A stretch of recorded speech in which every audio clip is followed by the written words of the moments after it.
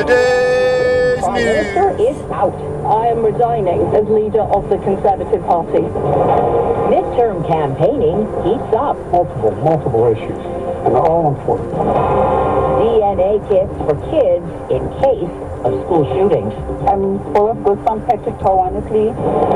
Good morning. I'm Deborah Rodriguez with the CBS World News Roundup. It's over and out for Britain's new Prime Minister, who's announced she's moving on after a month and a half on the job. The issue? Tumult over her tax cut plan that spooked investors and sunk the British pound. Correspondent Vicky Barker has breaking details from London. British Prime Minister Liz Truss has resigned one day after chaotic scenes in Britain's parliament, only 6 weeks after taking office. Given the situation, I cannot deliver the mandate on which I was elected by the Conservative Party. Truss standing outside the Prime Ministerial residence at number 10 Downing Street. I have therefore spoken to His Majesty the King to notify him that I am resigning as leader of the Conservative Party. Truss's brief tenure was marked by a series of grudging U-turns over economic policies that sent stocks and the British pound plummeting and interest rates here rising. Vicky Barker, CBS News, London. President Biden hits the midterm campaign trail today in his home state of Pennsylvania, where one race could decide control of the U.S. Senate. Correspondent Weijia Jiang is at the White House. From gas prices to new jobs and abortion, this week President Biden is going all in on those issues.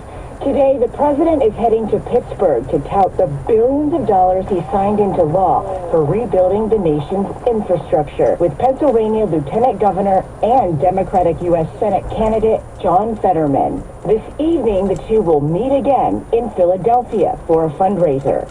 Republican challenger Dr. Mehmet Oz wants Fetterman to stay linked to the president, too, blaming inflation on both of them. On the issue of inflation, John Fetterman does not believe Joe Biden spent enough money. Oz has also questioned his opponent's health after he suffered a stroke in May. I genuinely hope that there was not a doctor in your life making fun of your circumstances. Fetterman released a letter from his doctor that says he is recovering well, with no work restrictions. The fight for control of southern and eastern Ukraine is intensifying, with Ukrainian troops advancing toward a key city annexed by Russia. Correspondent Holly Williams has details from Kyiv. In Kherson, one of the regions occupied by Russia, the authorities installed by Moscow have started moving tens of thousands of people away from the front line, ahead of an expected Ukrainian counteroffensive. As Russian troops battle to hold on to land they've seized, the mood on Russian state TV seems close to despair. Don't expect any good news in the next 2 months, says this correspondent. The anchorwoman asks why Russia thought President Vladimir Zelensky would run away and NATO wouldn't help. She doesn't say it, but those are really questions for Vladimir Putin, the man who started this war. Some parents are being forced to think about the unthinkable. Schools in Texas have begun sending students home with free DNA and fingerprinting kits so their parents can collect samples in case of a school shooting. Some see the merit. I feel like we should be prepared in advance, just in case if a tragedy did happen. Others don't agree. We don't know where it's going to end up. That's a little too invasive. It's like a little too big brother to me. A law creating the child identification program was passed after a gunman killed 8 students and 2 teachers at a high school in Santa Fe, Texas, a year before the Uvalde massacre. It's not the news colleges and universities had been hoping for.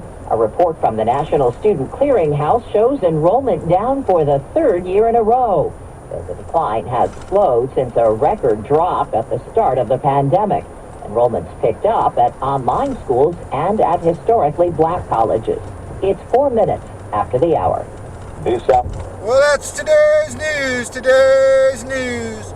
I didn't hear any good news, did you? I didn't think so. I guess it's all about perspective. The glass is half full. Well, as always, I want to thank you again for coming along with me on these Dashcam News adventures. You know the drill. Peace, love, and all that hippie jazz. Bye-bye, everybody.